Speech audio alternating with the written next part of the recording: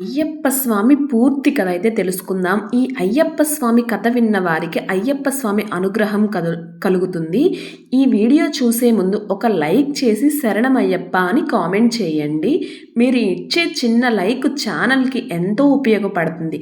అయ్యప్ప స్వామి వారి చరిత్ర కలియుగంలో ధర్మం ఒంటి పాదంపై నడుస్తూ ఉంటుంది. ఆ ధర్మాన్ని కాపాడేందుకు హరిహరులు కలయికతో అయ్యప్ప స్వామి వారు ఉద్భవిస్తారు. బాలుడైన అయ్యప్ప స్వామి వారిని హరిహరులు పంబా నదీ తీరం దగ్గర వదిలి వెళ్ళిపోతారు. ముగ్ధ మనోహరమైన ముఖవచ్చముతో ఒక దట్టమైన అడవిలో పడుకొని పిల్లవాడు ఆడుతూ నవ్వుతూ ఉంటాడు. ఆ స్వామి ఆ బాలుని మెడలో ఒక సువర్ణ కంటబడి మెల్లగా మ్రోగుతూ దేదీప్యమానంగా వెలిగిపోతూ కనిపిస్తూ ఉంటుంది. ఆ సువర్ణ గంట పేరు మణి. అది కంఠాన ధరించి ఉంది కాబట్టి ఆయనకి మణికంఠ అన్న పేరు వచ్చిందని మనకి చెప్తుంటారు. అంత దట్టమైన అడవిలో ఉన్న చిన్న పిల్లవాన్ని కాపాడడం కోసం అడవి పులులు అయ్యప్ప స్వామి చుట్టూ చేరి రక్షణగా ఉంటాయి. అయితే ఒకనాడు పందల దేశానికి రాజు అయిన రాజశేఖరుడు అదే అడవికి వేటకని వచ్చి తిరిగి వెళ్తూ ఉన్నప్పుడు ఒక చిన్న పిల్లవాడి ఏడుపు శబ్దం వినిపిస్తుంది. దాంతో అయ్యప్ప స్వామిని చూసిన రాజశేఖరుడు చాలా సంతోషపడతాడు. ఎందుకు అంటే తనకి ఎప్పటి నుంచో పిల్లలు లేరు కాబట్టి. కానీ అలా అడవి మధ్యలో కనిపించిన పిల్లవాడిని తను తీసుకువెళ్ళి పెంచడం మంచిదా కాదా అని ఆలోచిస్తూ ఉంటాడు. సరిగ్గా అప్పుడే ఒక సాధువు వచ్చి ఈ పిల్లవాడి పేరు మణికంఠుడు. ఇతను నీ వంశానికి ఎంతో కీర్తి ప్రతిష్టలు తీసుకువస్తాడు కాబట్టి ఈ పిల్లవాడిని తీసుకువెళ్ళి పెంచుకో. 12 సంవత్సరాలు నిండిన తర్వాత ఇతను ఎవరు అని నీకే తెలుస్తుంది అని చెప్పడంతో రాజు ఎంతో సంతోషపడి మణికంఠుణ్ణి తీసుకొని తన రథం ఎక్కి రాజ్యం వైపుగా బయలుదేరుతాడు. మణికంఠుణ్ణి తీసుకుని రాజశేఖరుడు తన రాజ్యంకి వచ్చాడు. అయితే రాజశేఖరుడి భార్య చేతిలో ఒక చిన్న పిల్లవాడిని చూసి ఆశ్చర్యంతో రాజు దగ్గరికి వెళ్ళి దాంతో రాజు జరిగిన విషయమంతా రాణికి చెప్తారు. అప్పుడు రాణి మణికంఠుణ్ణి తీసుకుని తన ప్రజలందరికీ పరిచయం చేస్తుంది. అయ్యప్ప స్వామి వచ్చిన వేళా విశేషంతో రాజ్యమంతా సిరి సంపదలతో వర్ధిల్లుతూ ఉంటుంది. వర్షాలు బాగా పడి పంటలు మంచిగా పండుతాయి. అలా రోజులు గడుస్తూ ఉన్న కొద్దీ రాజుకి రాణికి మణికంఠుడి మీద ప్రేమ చాలా పెరుగుతూ ఉంటుంది. కొన్ని రోజులకు రాణి గర్భవతి అయ్యింది. ఒక కొడుకు పుడతాడు.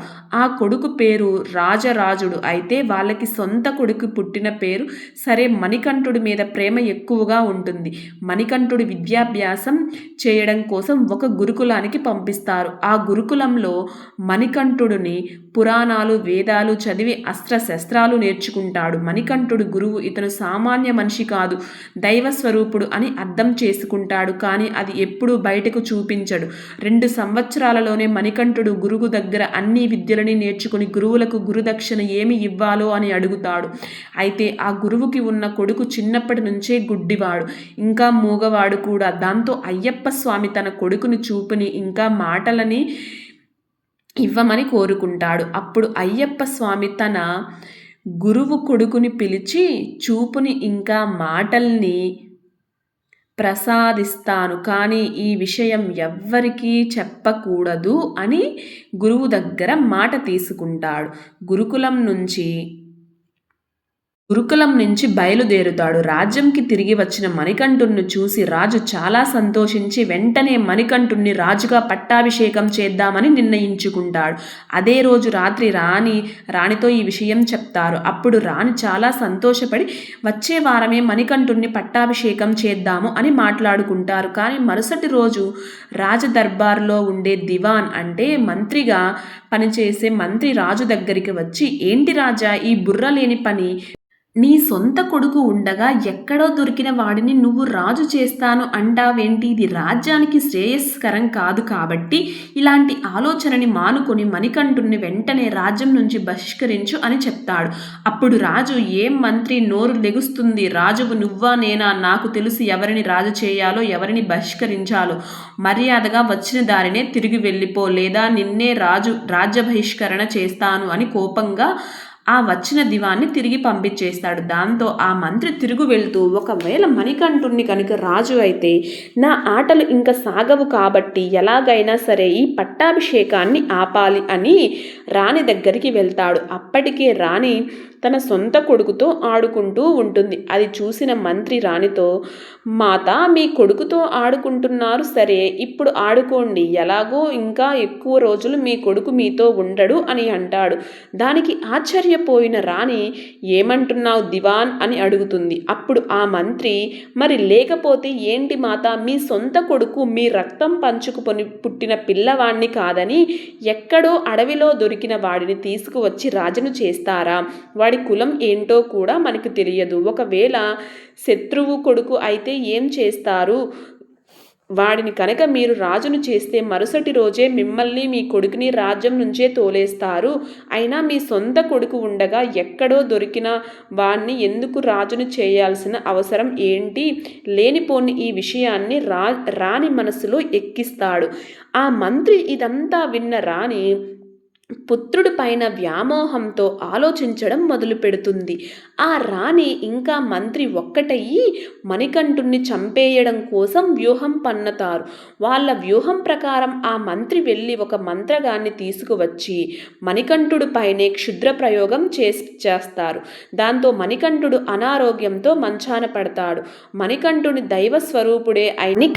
దైవస్వరూపుడే అయినా మహిషిని సంహరించాలంటే 12 సంవత్సరాల పాటు సాధారణ మానవుడు లాగా ఉండి ఎలాంటి మహిమలు ఉపయోగించకూడదు. కాబట్టి మణికంఠుని ఆరోగ్యం రోజు రోజుకి క్షీణిస్తూ చావుకు దగ్గరగా వెళ్తాడు. అదే సమయంలో ధన్వంతరి ఒక వైద్యుడి రూపంలో వీళ్ళ ఆస్థానంలోకి వచ్చి అయ్యప్ప స్వామిని కాపాడుతాడు. అలా ఆ మంత్రి వేసిన మొదటి పథకం విఫలం అవుతుంది. దాంతో మణికంఠుణ్ణి ఎలాగైనా సరే చంపాలి అని మంత్రి చాలా ప్రయత్నిస్తూ ఉంటాడు. కానీ రాజు మాత్రం మణికంఠుణ్ణి విడిచిపెట్టి ఒక్క నిమిషం కూడా దూరంగా వెళ్ళడు. రాజు పక్కనే ఉంటే మంత్రి ఏమీ చెయ్యలేడు. కాబట్టి ఒక ముఖ్యమైన పని ఉంది, దానికి రాజు ఖచ్చితంగా వెళ్ళాలి అని మంత్రి ఆ రాజుకి అబద్ధం చెప్పి మణికంఠుడి నుంచి దూరంగా పంపిస్తాడు. అలా ఆ రాజు దూరంగా వెళ్ళగానే మంత్రి మణికంఠుడిని తినే అన్నంలో విషం కలిపి తినిపిస్తాడు. రెండవసారి మణికంఠుడు చనిపోతుంటే శివుడు అయ్యప్ప స్వామి శరీరంలో ఉన్న విషాన్ని తీసుకొని మణికంఠుణ్ణి బతికిస్తారు. ఇలా 2 సార్లు వేసిన పథకాలు విఫలం అవ్వడంతో మంత్రి ఇంకా ఏమీ స్వయంగా చెయ్యలేడు అని అర్థం చేసుకుని రాణి దగ్గరకు వెళ్ళి, మాత, ఆ అయ్యప్ప ఈ రాజ్యంలో ఉన్నంత వరకు మనము ఏమీ చేయలేము. కాబట్టి ఒకే ఒక్క దారి ఉన్నది. మీరు తలనొప్పి అని చెప్పి పడుకొని ఎలాంటి వైద్యం చేసినా మీకు తగ్గలేదు అని చెప్పండి. మిగిలిన కథ నేను చూసుకుంటాను అని అంటాడు. దానికి సరే అని రాణి తలనొప్పి నాటకం మొదలు పెడుతుంది. ఈ విషయం తెలియక రాజు ఎంతోమంది వైద్యుల్ని పిలిపిస్తాడు. కానీ ఎన్ని మంది వైద్యం చేసినా రాణి తలనొప్పి తగ్గట్లేదు అనే చెప్తుంది. అప్పుడు ఒక మంత్రగాన్ని పిలిపించి, రాణికి నయం అవ్వాలంటే అడవి నుంచి పులిపాలు తెస్తేనే సరి అవుతుంది, లేకపోతే రాణి త్వరలోనే మరణిస్తుంది అని చెప్తాడు. దాంతో రాజు అడవికి వెళ్ళి పులి యొక్క పాలు తెచ్చిన వారికి తన అర్ధరాజ్యం ఇస్తానని ప్రకటిస్తాడు. ఎంతో మంది వీరులు వెళ్ళి ప్రయత్నిస్తారు. కానీ అలా అడవిలోకి వెళ్ళిన ఎవ్వరూ కూడా తిరిగి రాలేదు. దాంతో రాజు అడవికి వెళ్ళి పులి యొక్క పాలు తెచ్చిన వారికి తన అర్ధరాజ్యం ఇస్తానని ప్రకటిస్తారు. ఎంతో మంది వీరులు వెళ్ళి ప్రయత్నిస్తారు. కానీ అలా అడవిలోకి వెళ్ళిన ఎవ్వరూ కూడా తిరిగి రాలేదు. దాంతో రాజు ఇక రాణి చనిపోతుంది అనుకొని నిర్ణయించుకొని ఏడుస్తూ ఉంటాడు. ఆ సమయంలో మణికంఠుడు, నేను వెళ్ళి పులిపాలు తెస్తాను అని చెప్తాడు. కానీ రాజు అంత చిన్న పిల్లవాన్ని అడవికి పంపించడానికి అస్సలు ఒప్పుకోడు. కానీ మణికంఠుడు బ్రతిమలాడటంతో రాజు సరే అని ఒప్పుకుంటాడు. మరుసటి రోజు తెల్లవారుజామున అయ్యప్ప స్వామి తన దారిలో ఉపయోగపడతాయని ఒక మూటలో నెయ్యి, బెల్లం, బియ్యం, ఇంకా కొన్ని కొబ్బరి కురిడి కట్టుకొని బయలుదేరుతాడు. ఈ ముడి సరుకులతో పాటు పూజా సామాగ్రి ఇరుముడి కింద కట్టి అయ్యప్ప మాల వేసిన స్వాములు శబరిమలకు వెళ్తున్నప్పుడు తీసుకుని వెళ్ళిన మణికంఠుడికి సమర్పిస్తారు. సరే, అంత దట్టమైన అడవిలో అయ్యప్ప స్వామి తన మూటను పట్టుకొని నడుస్తూ ఉంటాడు. అంతలో దూరంగా ఉన్న ఒక దట్టమైన పొదల నుంచి ఒక బందిపోటు అయ్యప్ప స్వామి ముందుకు వచ్చి నిలుచుంటాడు. ఆ బందిపోటు అయ్యప్ప స్వామిని దోచుకోవడానికి వస్తాడు. కానీ మణికంఠుడిని చూడగానే తన స్వభావం మారిపోతుంది. అయ్యప్పతో, నిన్ను చూస్తేనే ఎవరో దైవ స్వరూపం అని అర్థం అవుతుంది, నేను కూడా నీతో పాటే వస్తాను అని అంటాడు. కానీ అయ్యప్ప, త్వరలో నన్ను దర్శించుకోవడానికి లక్షల్లో భక్తులు వస్తారు, వాళ్ళకి ఈ అడవిలో ఉన్నంత వరకు వాళ్ళ రక్షణ బాధ్యతలు నీవే కాబట్టి నువ్వు ఇక్కడే ఉండి వాళ్ళని కాపాడుతూ ఉండు అని బందిపోటుని ఆశీర్వదించి అయ్యప్ప స్వామి తిరిగి నడుచుకుంటూ వెళ్ళిపోతాడు. దారిలో కనిపించిన బందిపోటే బావరస్వామి. అలా తన దారిలో వెళ్తున్న అయ్యప్ప స్వామికి మహిషి అనే రాక్షసి ఎదురుపడుతుంది. ధర్మాన్ని స్థాపించడం కోసం అయ్యప్ప స్వామి మహిషితో యుద్ధం చేయడం మొదలు పెడతాడు. ఆ భయంకరమైన యుద్ధం కొన్ని రోజుల పాటు సాగుతుంది. ఆఖరిగా మహిషిని అయ్యప్ప స్వామి సంహరించి అక్కడే రుద్రతాండవం చేస్తాడు. అక్కడ చనిపోయిన మహిషి శరీరం నుంచి ఒక దేవకన్య జన్మిస్తుంది. తనే మాలికాపురోత్తమ. తను అయ్యప్ప స్వామికి వీరతత్వాన్ని మెచ్చి అయ్యప్ప స్వామిని ఎలాగైనా వివాహం చేసుకోవాలని ఆశపడుతుంది. కానీ అందరూ అయ్యప్ప స్వామి మాత్రం ఒప్పుకోడు. దాంతో ఎలాగైనా సరే అయ్యప్ప స్వామిని వివాహం చేసుకుంటాను అని మారం చేయడంతో అయ్యప్ప స్వామి ఒక షరతు పెడతాడు.